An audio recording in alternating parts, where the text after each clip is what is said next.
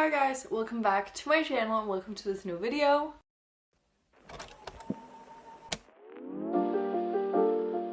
Today's video is going to be a February reading wrap up. February was actually a really good reading month for me. I feel like I did read some really good books. These are the 4 books that I read this month. As we can tell, there's a huge chunk here, which is 700 pages. So basically that could like be 2 books. So I could potentially have read 5 books. Book math. There were 3 books on my February TBR that I did not get around to read. 2 of these were actually on my March TBR. So the first one is Shatter Me by Tahira Mafi. This was a reread. I did actually read 30 pages of it. I don't know why, I just didn't really feel rereading this book. Yeah, let's see if I get around to continue it in March. Maybe I will. The next book is Bunny by Mona Allwood. I again did not get to read this book. It is also my March TBR. I'm really excited to read this. It's a very fun genre. Sharp satire with fairy tale horror. Sounds interesting. Yeah, I just didn't end up picking this up. Not because I didn't want to, there were just some other books that was kind of overshadowing this one. And the last one is Ruin and Rising by Leigh Bardugo, the final book in the Shadow and Bone trilogy. I also said when I showed this as a part of my February TBR that this wasn't a like must read for me. If I didn't read it till March or April, it was fine to me. I'm excited to finish off the series. Like I said, I read 4 books this month, so let's get into reviewing the 4 books that I actually read. We're actually starting off with a not so great read, which is Hooked by Emily Mcintire. I did not really like this book. I did not really care for this book, and it shows. This is the first book in the Never After series, and I feel like everyone loves this book, and I wanted to read it for so long. It's a dark romance, which means this was my first dark romance I've ever read. And let me tell you, I was not a fan of this book. I really did not like it. What did I not like about this book? A bunch of things. I actually DNF'd this in January and then picked it up again in February because I had read like 150 pages, so I was like, that was a waste of time. So I'm just gonna finish it and give it a bad review. I really enjoyed the beginning of the book, and then nothing was really happening. The plot didn't thicken. It was just not interesting. After the first 50 pages, I just got bored. I will say though, the ending was really good. Like there were so many plot twists. Some of them I had foreseen, some of them I had definitely not. That was like one of the first times in this book was like, oh my god, like I cannot stop reading. So I gave it 2 stars, and I don't understand why everyone loves this book. I also felt like it was a very, oh, Wendy, she's so pure and innocent and little, and I just want to use her like purity and like ruin her. And I know that's very normal for dark romances, but I feel like you can take that and write it in a good way or in a bad way, and I felt like it was written in a bad way in this book. Didn't like this book. I do have both Scarred and Wretched from the Never After series, so I'm gonna give those a try, but don't know if I'm gonna like them because I did not like the first one. So the next book that I read is Siege and Storm by Leigh Bardugo, the second book in the Shadow and Bone trilogy. I loved the first one. I gave it 4.5 I think, and I loved it. This one was very different from the first one, where the first one was kind of like a college-y fantasy. It wasn't a college, but it felt like it kind of. Whereas this was more of a adventure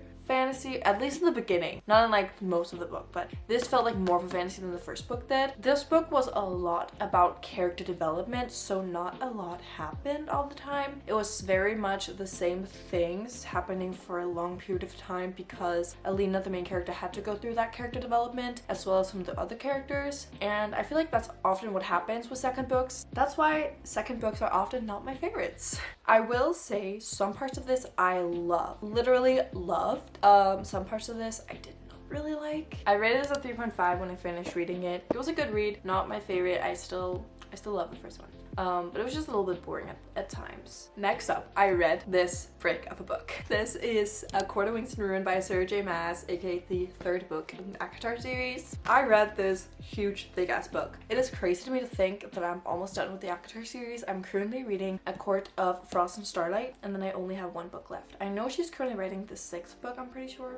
Imagine if I could read the 6th book when it came out. Like, that could be insane. I'm not, in general, the biggest fan of the Mcintire series. Like, there's so much hype around the series, and I'm not, like, one of these Sarah J Maas fans. I feel like everyone loves the 2nd book, but this book, I loved it. I really, really enjoyed it. The first 500 pages, I could not put it down. Like, I could not put it down. The last 200 pages was a lot of war scenes, which I wasn't the biggest fan of. I loved the strategic scenes and the plotting scenes a bit more, but I think what made me love this book right from the beginning was Feyre. I want to say I've never really cared about Feyre. Like, she's just never been like one of my favorite main characters. I've never really understood the hype about her. I felt like in the second book she was kind of whiny, and I know this girl has been through some stuff. I love a girl who has been through something and uses that anger, because Feyre had so much anger building up inside of her, but she didn't use that. Like, she didn't use it. She was just like kind of crying all the time and feeling bad about herself, which I understand, but I knew she had the potential to be something, and she just wasn't using that potential until this book. We start off the first 100 pages of her being the baddest bitch ever, plotting against some people and like just completely doing doing all these things, and I loved it. I loved seeing Feyre entering her queen era. So I think that's a big reason why I just love this book so much from the beginning. I ended up rating this book 4.25, and like I said, this is so far my favorite book in this series. I don't think any of the ACOTAR books will ever be a 5-star book for me, just because the vibes aren't there, but I can definitely enjoy these books, and this book proved it to me. The last book I read this month, it ripped my heart out.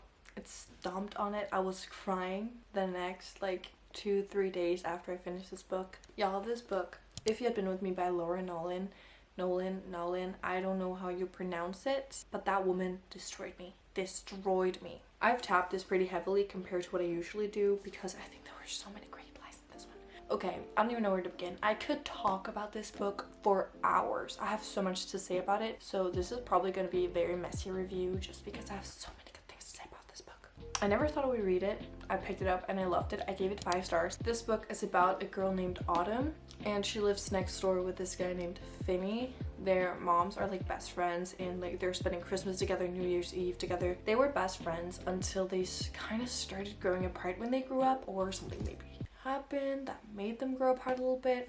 We basically follow Autumn through her 4 years in high school. This book was written in a kind of special way. I wouldn't say in a special way, but it was different. I feel like often when we have these like childhood best friends, second chance romances, this wasn't a second chance romance, but kind of gives the vibes. Like a childhood best friend, we often have like a past timeline and a present timeline. It was not like that. It was kind of Autumn just telling you her high school experience. Like, she was just talking about her life throughout high school, and sometimes she would like tell you about these memories that she had with Finney from when she was younger, and it was just done in such a nice way. Like, it was very much like you could be sitting with someone and they would just be telling you their story. It would just be like a conversation. That's almost what this book felt like. There's tragedy in this book, and it broke me.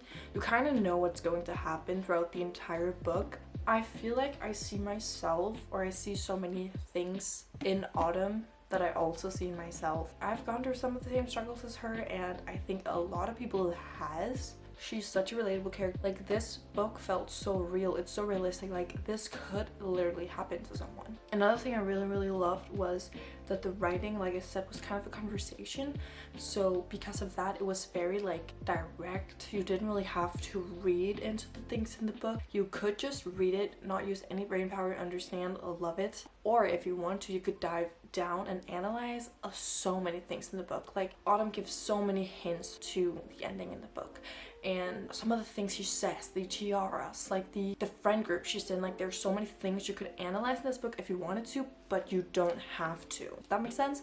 It's so hard to explain, and I've been thinking about how to explain this book for like the past week, and I think that's like my best way to describe the writing of this. And some of the quotes were just amazing. Like, there's so many good things about this book. That was just like some of my key points, but I really think everyone should read this book. I think it has a really important message. I think it would be good for a lot of people to read, just because, like I said, this could happen to literally anyone. This was so good. I really love this book. Those were the 4 books that I read this month. I really hope you enjoyed the video. If you did, please give it a like. Please subscribe to my channel. That would make me so happy. Hope you enjoyed the video, and I hope I'll see you guys in my next one. Bye guys.